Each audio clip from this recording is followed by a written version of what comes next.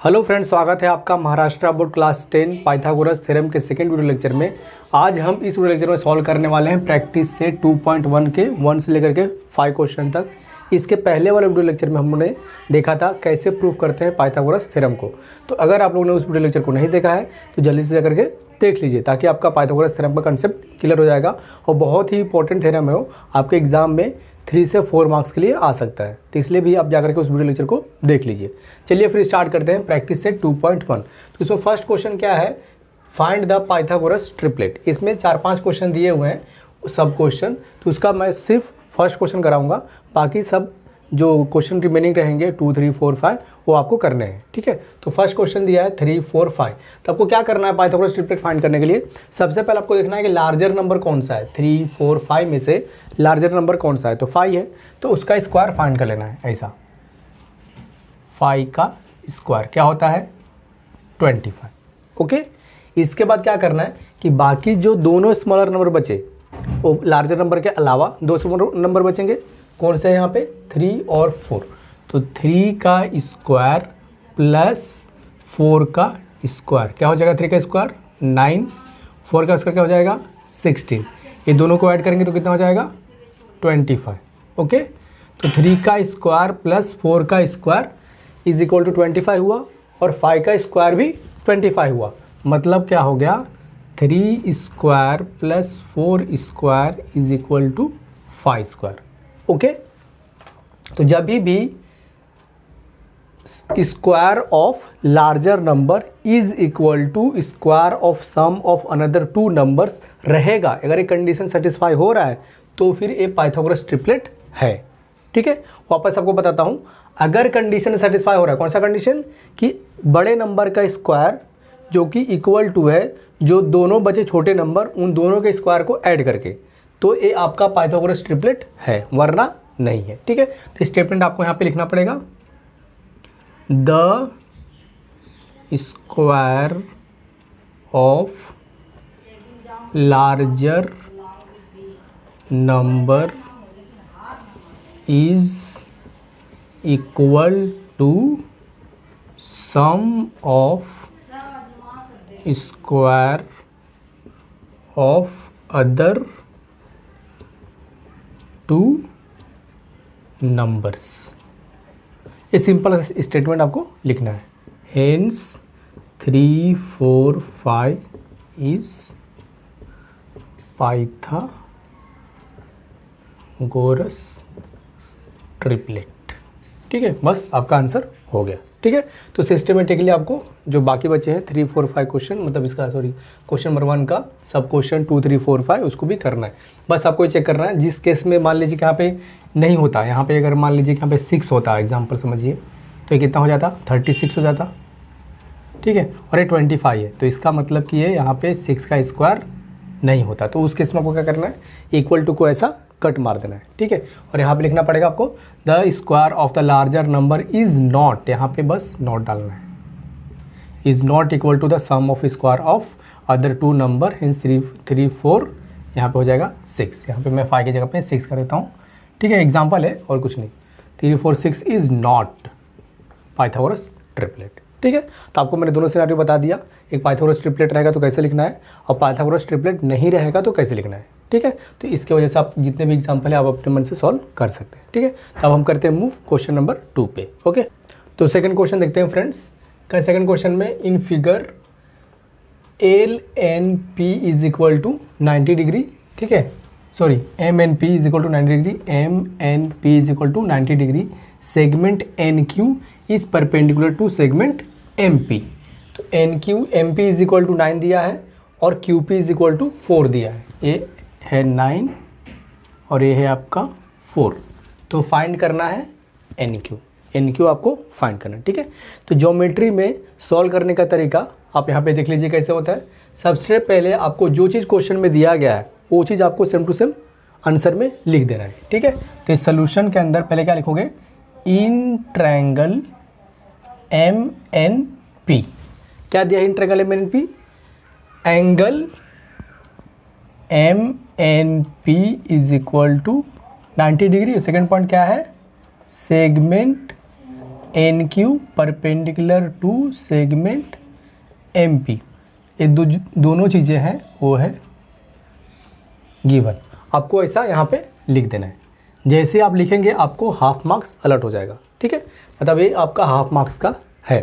इसके बाद देखिए आपको फाइंड करना है एन क्यू, ठीक है। तो जब भी राइट एंगल ट्रायंगल में, ठीक है, आप स्टेटमेंट ध्यान से सुनिए, जब भी राइट एंगल ट्रायंगल में 90 डिग्री से लेकर के परपेंडिकुलर साइड 90 डिग्री से स्टार्ट होकर के हाइपोटेनस पर कोई लाइन परपेंडिकुलर रहेगी, ठीक है। देखिए जैसे मैं एन क्यू की बात कर रहा हूँ मैं, ये देखिए यहाँ से स्टार्ट हो रहा है 90 डिग्री से और परपेंडिकुलर इस पे है हाइपोटेनस पे, इसका राइट हैंड ट्रायंगल का हाइपोटेनस कौन सा हो गया, एमपी हो गया ना, ठीक है।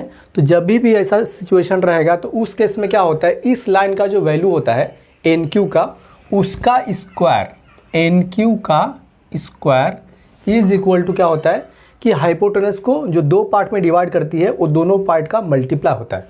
तो कौन सा पार्ट होगा, एक एम क्यू और क्यू पी, तो M Q into Q P.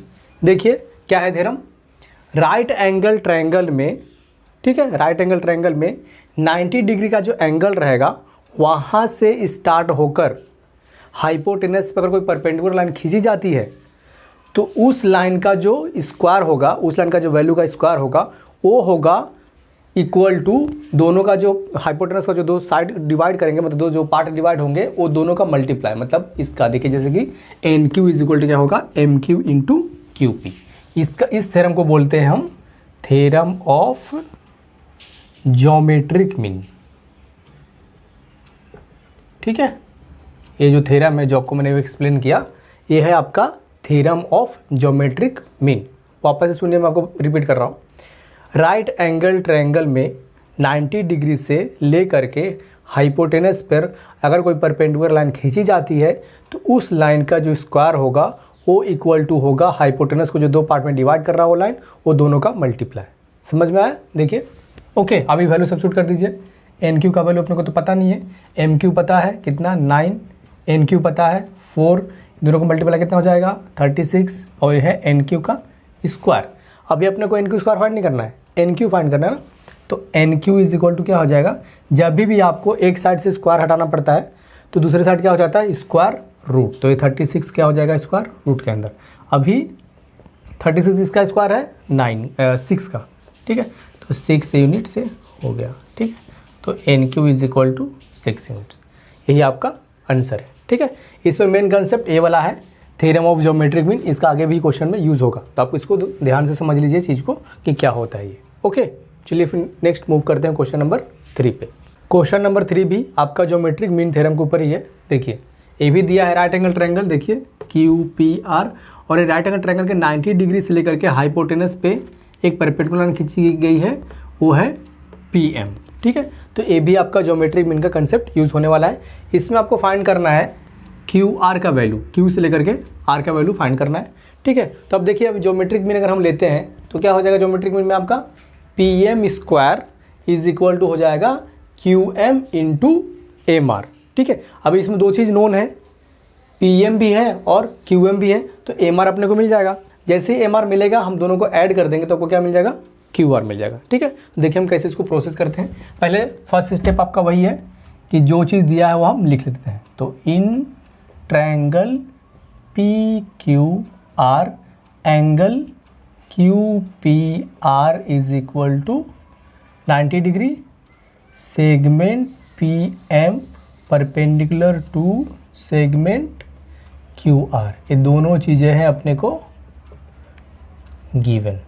Okay, अभी जैसे कि आपको मैंने ज्योमेट्रिक मीन थ्योरम बताया, क्या हो जाएगा, P M square is equal to होगा Q M into M R, ठीक है। ये लाइन है ना पी एम स्क्वायर, और ये हाइपोटेनस का दो पार्ट क्यू एम और एम आर, ठीक है। रीजन में आ जाएगा थ्योरम ऑफ ज्योमेट्रिक मीन, ठीक है। अभी जो जो चीज़ें दी हैं सब्स्टिट्यूट कर दीजिए। पी एम आपको दिया हुआ है तो ये हो जाएगा 10 का स्क्वायर, क्यू एम भी आपको दिया हुआ है 8, एम आर अपने को फाइंड करना है। ओके, तो 10 का स्क्वायर 108 MR। तो MR इज इक्वल टू क्या आ जाएगा 100 डिवाइड बाई 8। तो 100 डिवाइड बाई 8 क्या होता है, जिनको नहीं आता है देख लीजिए यहाँ पे कैसे करते हैं डिवीज़न। ये है 100 और ये है 8, ठीक है। तो देखिए 8 के टेबल में 1 नहीं आएगा, इसलिए हम क्या लेंगे नेक्स्ट डिजिट पे मूव करेंगे। तो क्या हो जाएगा ये 10, ठीक है। तो 8 के टेबल में 10 नहीं आता है, लेकिन इससे छोटा हमको लेना है। तो कितना रहेगा 8 1 ज़ा 8। तो यहाँ पे लिख देंगे हम 8 1 ज़ा 8। ये माइनस करेंगे तो क्या हो जाएगा यहाँ पे से 0 माइनस 8 नहीं होगा, तो अपने को कैरी लेना पड़ेगा। तो हो जाएगा 10। 10 माइनस 8 क्या हो जाएगा 2, और ये जब कैरी देगा तो ये 1 जो हो जाएगा 0। तो 0 माइनस 0 इज़ 0, ठीक है। अब क्या करेंगे 2 को 0 को कॉपी करेंगे तो क्या हो जाएगा 20। तो 8 के टेबल में 20 नहीं आता है, उससे छोटा कहाँ आता है 16। तो 8 2 ज़ा 16, ठीक है। माइनस कीजिए, वापस से 0 में से 6 नहीं जाएगा, क्या करेंगे हम कैरी लेंगे तो ये हो जाएगा 10। 10 में से 6 जाएगा, बचेगा 4, और ये हो जाएगा 2 का जो कैरी उसने दिया तो हो जाएगा ये हो जाएगा 1। तो 1 माइनस 1 इज़ 0। अभी देखिए 8 के टेबल में 4 नहीं आता है और आगे कोई डिजिट भी नहीं जिसको हम कॉपी कर सकें। तो क्या करेंगे हम यहाँ पे हम लगाएंगे डेसिमल, ठीक है। और जैसे हम डेसिमल लगाते हैं यहाँ पे क्या लगाते हैं हम 0, ओके। तो ये हो गया कितना 40। तो 8 के टेबल 40 कितने टाइम में आता है 5 टाइम में।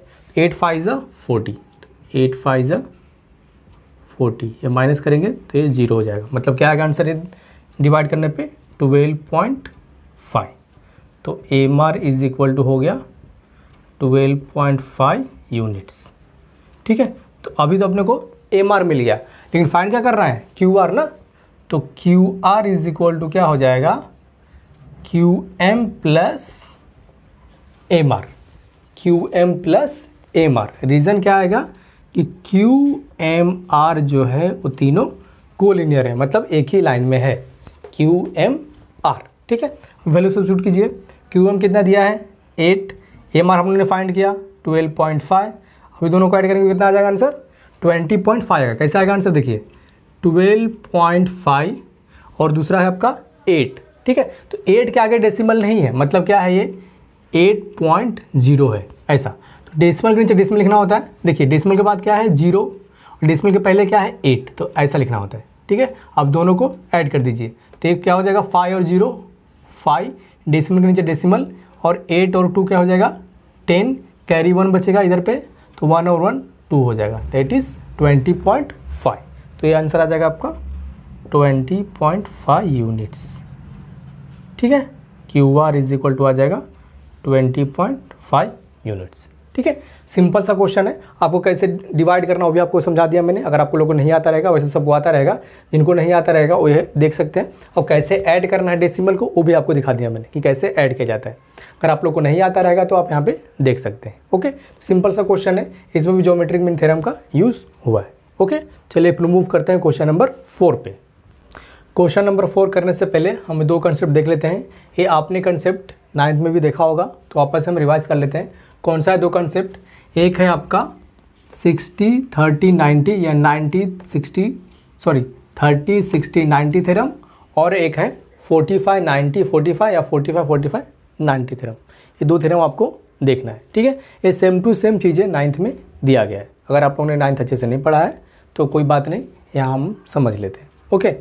तो क्या होता है 30 60 90 थ्योरम में इन ट्रायंगल 30 60 90 क्या होता है कि 30 एंगल के सामने का जो साइड होता है, अपोजिट साइड ऑफ 30 डिग्री। कौन सा साइड है अपोजिट इसका AB। अपोजिट मतलब सामने वाला, देखिए कौन सा साइड AB ना।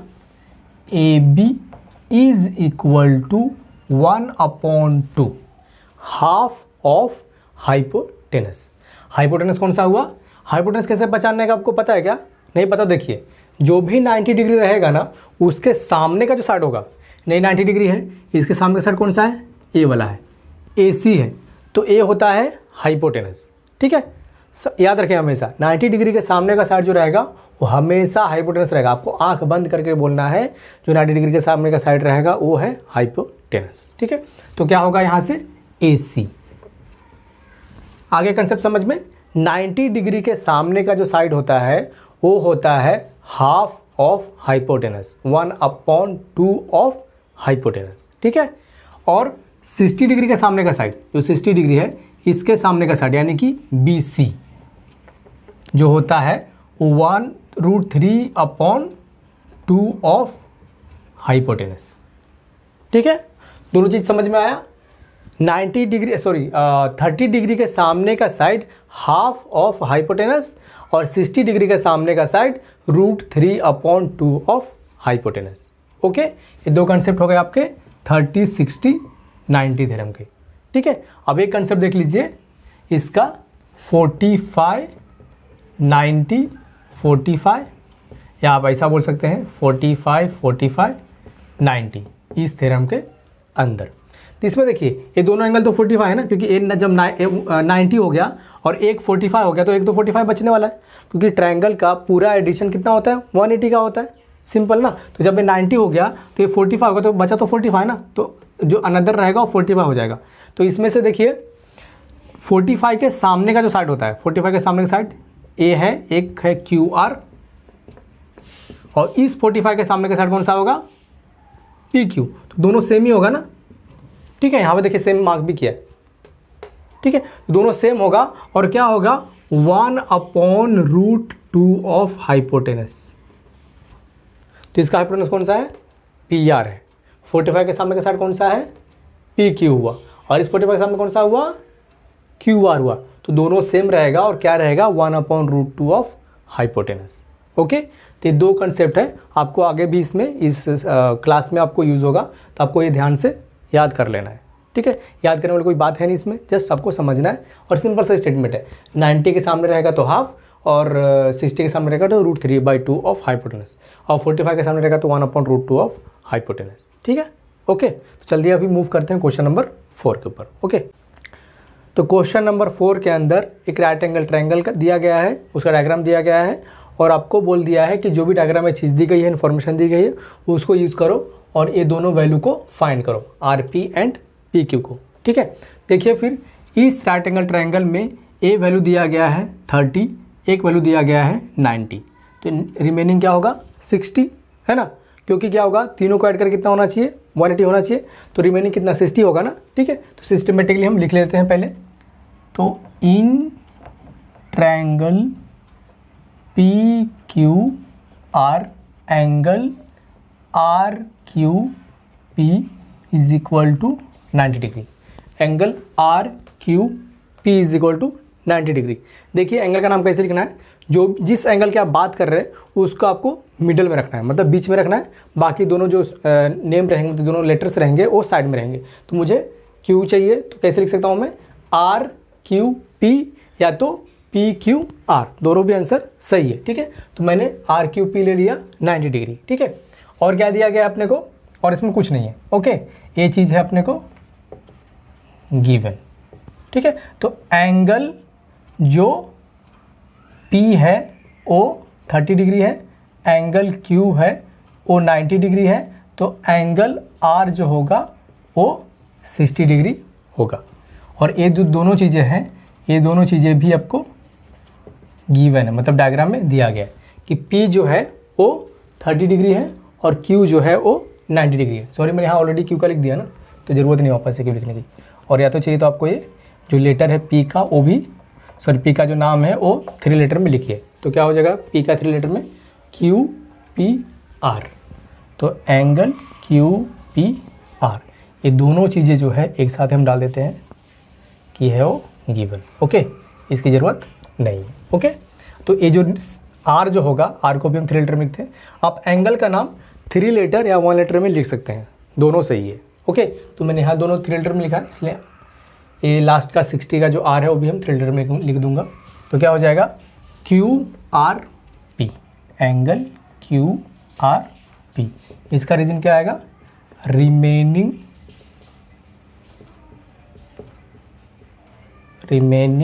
एंगल ऑफ ट्रायंगल, ट्रायंगल का जो रिमेनिंग एंगल है वो है जो कि 60 हो जाएगा, okay. Hence triangle PQR is 30, 60, 90 degree triangle, है ना। 30 60 90 हो रहा है ना, तो 30 60 90 का कंसेप्ट हम इसमें यूज़ करेंगे। तो 30 का जो सामने का साइड है क्या है, Q R. Q R is equal to हो जाएगा हाफ ऑफ किसका, hypotenuse, that is P R. Okay, तो अभी देखिए क्यू आर कितना दिया आपको 6 1/2 पी आर। अभी अपने को पी आर को फाइंड करना है, तो 1/2 नहीं चाहिए, तो ये इसको यहाँ से हम इस तरफ लेके जाएंगे, तो जो 2 डिवाइड है वो क्या हो जाएगा, मल्टीप्लाई, मतलब P R is equal to हो जाएगा 6 अपने जगह पे है, 2 हो जाएगा मल्टीप्लाई, तो P R is equal to 12 units. ठीक है, पी आर आपको मिल गया। ओके, पी आर आपको मिल गया। अभी कौन सा चाहिए, क्यू पी, तो ये आपका 60 हो गया ना, तो 60 के सामने वाला क्या हो जाएगा, √3/2 ना। यहाँ पर रिजल्ट लिखना है आपको, अपोजिट साइड ऑफ 30 डिग्री, ये रिजल्ट लिखना है। अभी 60 के सामने वाला क्या हो जाएगा, 60 के सामने क्या है, पी क्यू, क्या हो जाएगा, √3/2 ऑफ पी आर। रीजन क्या आएगा यहाँ पे, अपोजिट साइड ऑफ 60 डिग्री। ठीक है, √3/2 पी आर हमने फाइंड किया ना, कितना है 12, तो 2 6 12, तो 6√3 यूनिट्स क्या हो गया, पी क्यू हो गया। Okay, simple.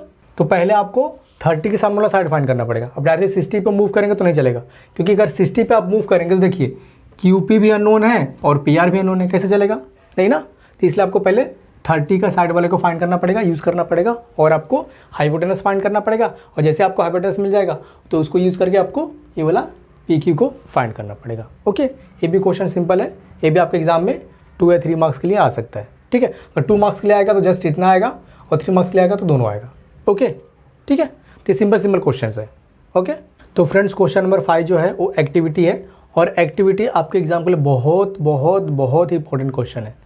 ओके, ये समझिए एक तरह से आपको फ्री का मार्क्स मिलने वाला है, क्योंकि इसमें सभी चीज़ें दी गई रहती है, बस आपको देख करके डायग्राम देख करके फिल करना होता है। तो बहुत ईजी है एक्टिविटी, आपको बिल्कुल भी स्किप नहीं करनी। जितने भी आपके बुक में एक्टिविटी है, चाहे वो आपके एग्जाम्पल्स में रहे, सॉल्व एग्जाम्पल में रहे, एक्सरसाइज में रहे, आपको पूरा सॉल्व कर लेना है, क्योंकि आपके एग्जाम में इसी में से आएगा।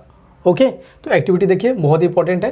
क्या दिया है, जो ट्रायंगल दी है, देखिए ये दोनों साइड ना सेम है, ए बी और बी सी सेम है, इसलिए ये दोनों एंगल्स भी सेम हो जाएंगे। ये 90 वाला है, ये दोनों एंगल सेम हो जाएंगे। कितने कितने हो जाएंगे, ये सेम रहेंगे तो 45 45 रहेगा ना।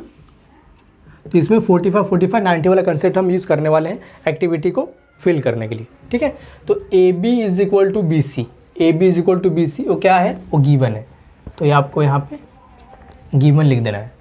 Okay, angle B A C, angle B A C क्या हो जाएगा 45 degree, angle B A C 45 degree हो जाएगा ना। Okay, A B is equal to B C is equal to क्या हो जाएगा, आपको क्या बताया था मैंने, 45 वाला सामने वाला साइड क्या होता है, 45 के सामने वाला 1/√2, तो इसमें आ जाएगा 1/√2। ठीक है, तो यहाँ भी आ जाएगा 1/√2 ऑफ √8। अब √8 को 2√2 लिख सकते हैं ना, इसलिए उसने लिखा है। कैसे लिख सकते हैं, देखिए ये जो 8 है इसको आप फैक्टर कैसे कर सकते हो, 2 × 2 × 2, तो क्या हो जाएगा, ये 2 और 2 बाहर आ जाएगा तो क्या हो जाएगा, 2 हो जाएगा, अंदर क्या बचेगा, 2 बचेगा, क्योंकि स्क्वायर रूट है ना, इसलिए 2 के जोड़ी वाले जो रहते हैं वो बाहर आते हैं तो सिंगल हो जाते हैं। ठीक है, तो डबल 2 है इसलिए बाहर आएगा तो सिंगल हो जाएगा, और 2 है वो एज इट इज रहेगा, तो इसी को यहाँ पे रिप्लेस कर दिया गया है, और ये हो जाएगा 1/√2।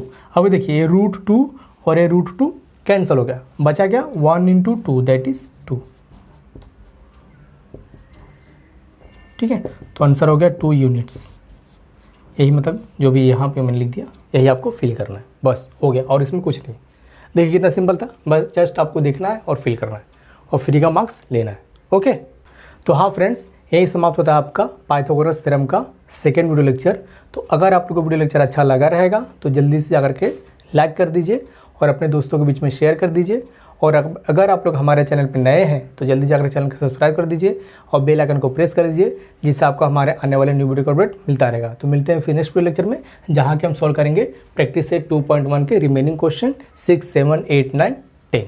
ओके, तब तक के लिए बाय बाय, जय हिंद।